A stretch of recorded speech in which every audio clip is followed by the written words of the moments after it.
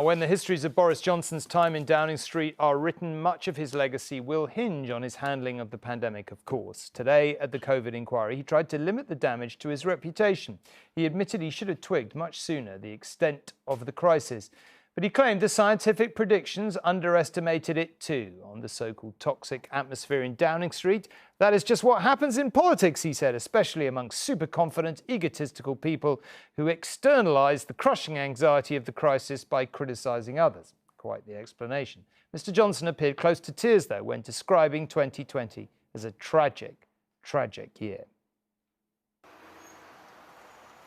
Just after 7 this morning, a former Prime Minister arrives hours early. Not exactly for his time in court, but to be interrogated by the judicial inquiry he created to investigate what went right and wrong in his management of the COVID-19 pandemic.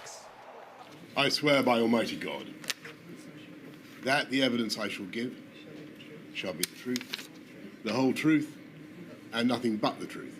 Then came the apology we'd been briefed to expect, but not without a hitch. How sorry I am for the pain and the loss and the suffering sit down. Of please stop. COVID victims. Please sit down. I'm sorry, if you don't sit down, I'm going to ask the ushers to get you to leave. So temporarily, the focus switched to the bereaved protesters, now outside the building. The bereaved are meant to be at the heart of this inquiry, and we're not being listened to. And by holding up signs and standing silently, we were still asked to leave. The inquiry needs all the evidence to decide what lessons can be learned. Some is missing. Do you know why your phone was missing those 5,000 odd WhatsApps? It's something to do with the app going down and then coming up again. The inquiry's lawyer wanted to establish precisely what the former Prime Minister held himself responsible for. Were there things that we should have done differently? Unquestionably. Do you take responsibility for the lockdown decisions, whichever way they went, and their timeliness, whatever my lady makes of them? The manner in which patients were discharged from hospitals into the care sector? Of course.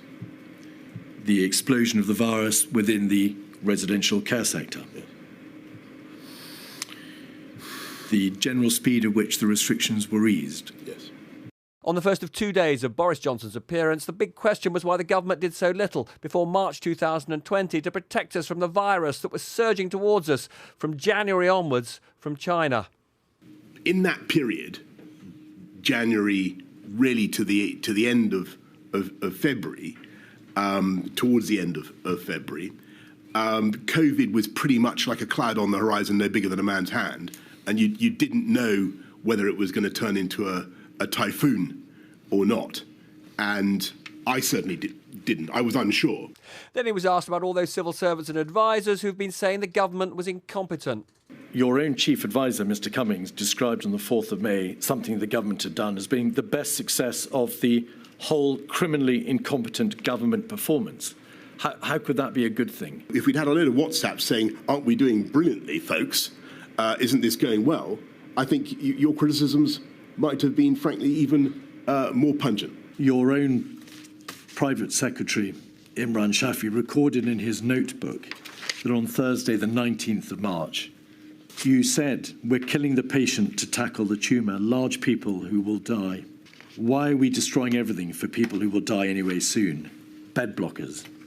Is that not indicative of an absence of consistent position by you? What I was saying, which is the truth, which is that in order to drive down the virus, to stamp out the virus, you have to do things that are going to be very damaging in all sorts of other ways. As for the hundreds of thousands of people suffering from long COVID, you questioned for quite some time whether or not that condition truly existed, and you equated it to Gulf War syndrome repeatedly. Is that fair? The words that I scribbled in the margins of submissions about long COVID have obviously been now publicised, and I'm sure that they have caused hurt and offence to huge numbers of people who do indeed suffer from that syndrome. And I regret very much using that language. Do you want to apologise to these families, Mr Johnson? Have you learned anything? His strategy today was to say sorry while simultaneously trying to justify pretty much everything he did. Out of office, never out of excuses. Robert Peston, News at 10. The inquiry lawyer, Hugo Keith, who we saw in Robert's report there, had plenty to go on in his questioning of Mr Johnson, much of it from his close colleagues during the COVID crisis. And Romilly is here to walk us through how Mr Johnson answered some of those stinging appraisals. Romilly.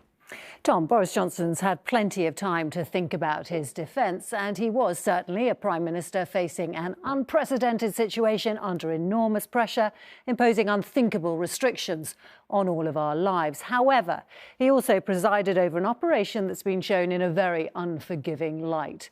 And it was the allegations of a toxic culture inside Number 10 he tried hard to rebut.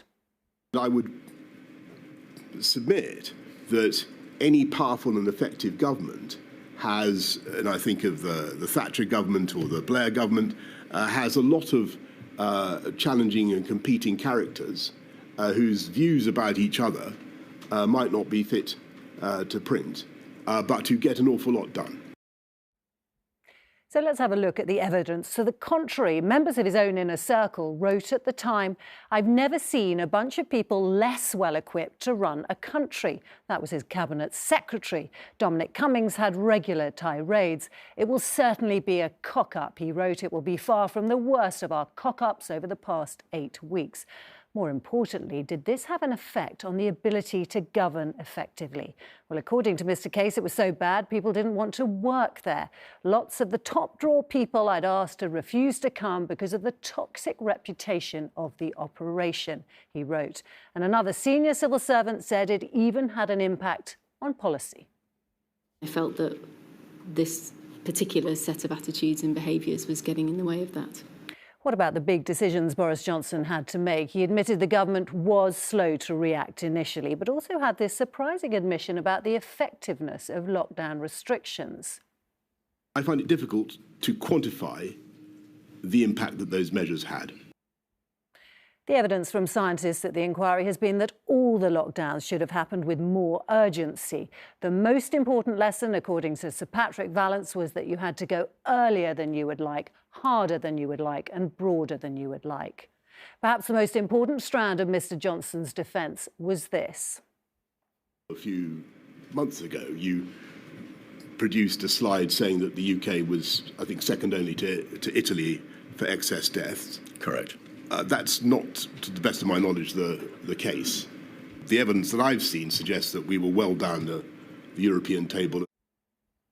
However, let's take a look at this graph over the 2 years of the pandemic. Amongst comparable countries in Western Europe, the UK is third worst for excess deaths.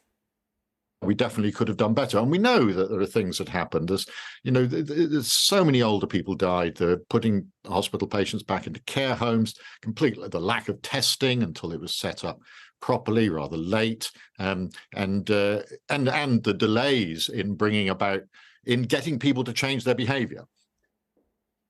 Boris Johnson appeared close to tears at one point, and he was jeered as he left. A difficult day for the ex-Prime Minister, defending Tom a difficult legacy. Romilly, thank you very much indeed.